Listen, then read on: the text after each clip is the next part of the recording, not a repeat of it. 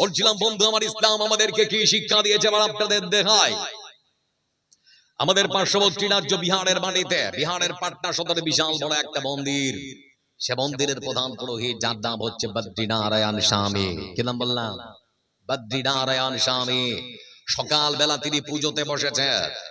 এমন সময় মন্ত্র পাঠ করছেন, ওম নমঃ ভগবতী বাসুদেবায়। মানে পুজো পাঠ চলছে।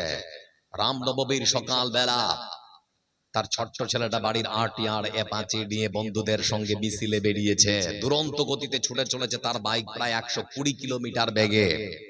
নিয়ন্ত্রণ হারিয়ে রাস্তার ডিভাইডারে সজোরে ধাক্কা মারলো, ছিটকে পড়ে গেল। মাথায় আঘাত, রক্তক্ষরণ শুরু হলো। আমার বন্ধুরা, তার বন্ধুরা তড়িঘড়ি করে পাটনা সদর সরকারি জেলা হাসপাতালে ভর্তি করলো। তার বাবাকে কল দেওয়া হয়েছে, পণ্ডিত মশাই কোথায়? বলে আমি সবেমাত্র পুজোতে বসেছি। বলে আপনার বাচ্চা অ্যাক্সিডেন্ট করেছে, দেখতে আসুন। বাঁচবে কি বাঁচবে না বলা খুব মুশকিল। তার পুরো পরিবার এসেছে। আসার পরে দেখছে বাচ্চার মাথায় বিশাল বড় ব্যান্ডেজ। ডাক্তারকে বলছে কি ব্যাপার? বলে সময় নেই, মাত্র 2 ঘন্টা।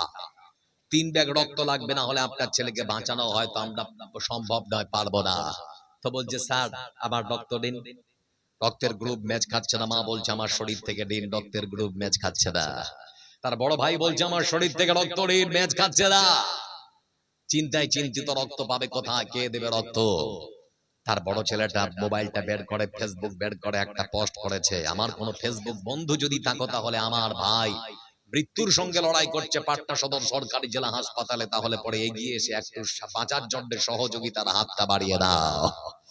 লক্ষ্য করে দেখুন বন্ধু আমার, সবেমাত্র পোস্টটা পাবলিক করা হয়েছে ফেসবুকের মধ্যে।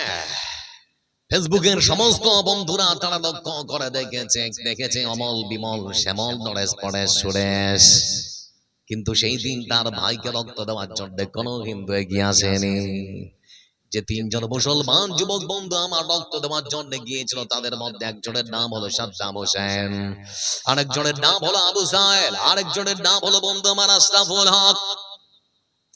3 জন মুসলমান যুবক তারা তড়িঘড়ি করে পাটনা সদর সরকারি জেলা হাসপাতালে সেখানে গিয়ে উপস্থিত। তার বন্ধুকে তখন ডাক দিয়ে বলে, বন্ধু তুমি কি পোস্ট করেছিলে? বলে হ্যাঁ। রক্ত লাগবে নাকি? বলে হ্যাঁ। বলে আমরা 3 জন এসেছি, রক্ত দিতে পারো?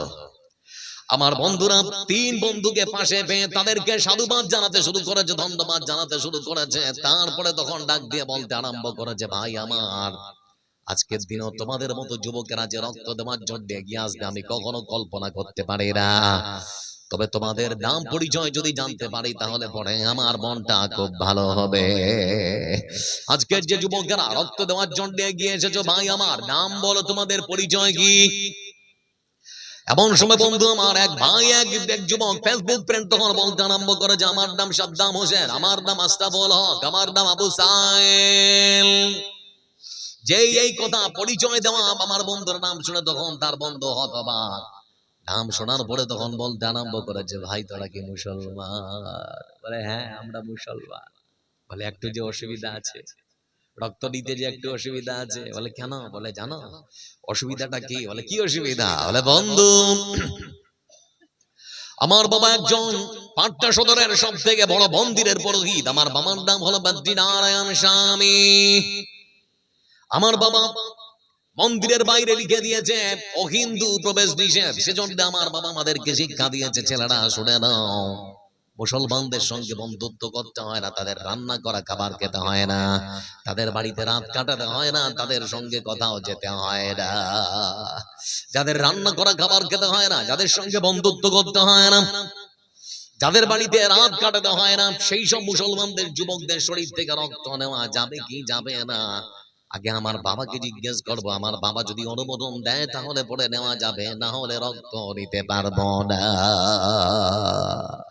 ছেলেটা চলে গেছে, গিয়ে দেখছে ওর বাপ ছেলেটার মাথায় ব্যান্ডেজ আর ওখানে বসে আছে। যাওয়ার পরে তখন বলতে আরম্ভ করে যে বাবা তোমার ছেলেকে রক্ত দেওয়ার জন্য 3 জন ডোনার এসেছে, তারা রক্ত দেওয়ার জন্য প্রস্তুত। বদ্রীনারায়ণ স্বামী শোনার সঙ্গে সঙ্গে তিনি তখন বলছেন, চিন্তা করতে হবে না, যে 3 জন এসেছে তাড়াতাড়ি করে নিয়ে আসো, তাড়াতাড়ি করে তাদের শরীর থেকে রক্ত নেওয়ার ব্যবস্থা করো। তখন তার বড় ছেলে বলতে আরম্ভ করে যে বাবা রক্ত নেওয়া তো যেতেই পারে, কিন্তু একটু যে অসুবিধা আছে। বলে কি অসুবিধা? বলে সব থেকে বড় অসুবিধা যে তিনজন রক্ত দেওয়ার জন্য এসেছে, একজনও কিন্তু নয়, তিনজনই মুসলমান, একজন আস্তাফুল, একজন সাদ্দাম হোসেন, আর একজন আবু সাহেল।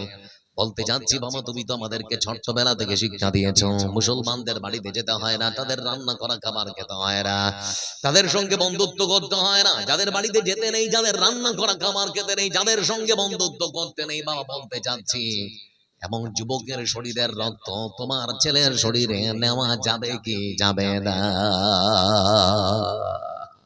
যেই এই কথা বলা পণ্ডিত মশাই বসেছিলেন, চেয়ার থেকে হুট করে দাঁড়িয়ে তখন বলছে, রাক্তর ধর্ম, আগে রক্ত দিয়ে জীবন বাঁচা, তারপরে দেখা যাবে। কথা বুঝতে পারছেন না? এটাই তো বলতে যাচ্ছি। বন্ধু আমার যারা এখানে বসে আছেন, সবারে তুমি বাসরে ভালো, নইলে মনের কালি ঘুচবে না রে। সবারে তুমি বাসরে ভালো, নইলে মনের কালি ঘুচবে না রে। কারে তুমি রাখবে ঠেলে, সবাই যে তোর মায়ের ছেলে। সবারে তুমি বাসরে ভালো, নইলে মনের কালি ঘুচবে না রে। কারে তুমি রাখবে ঠেলে, সবাই যে তোর মায়ের ছেলে। হিন্দু ভাই আমার, তোমার শরীরটা কাটলেও লাল রক্ত বের হবে, আমারটা কাটলে মনে হয় পানি বেরোবে নাকি? কথা বলে না, আমারটা কাটলেও লাল বের হবে। নিজেদের মধ্যে বিদ্বেষ কেন? আসোনা সুন্দর করে মিলেমিশে থাকার চেষ্টা করি।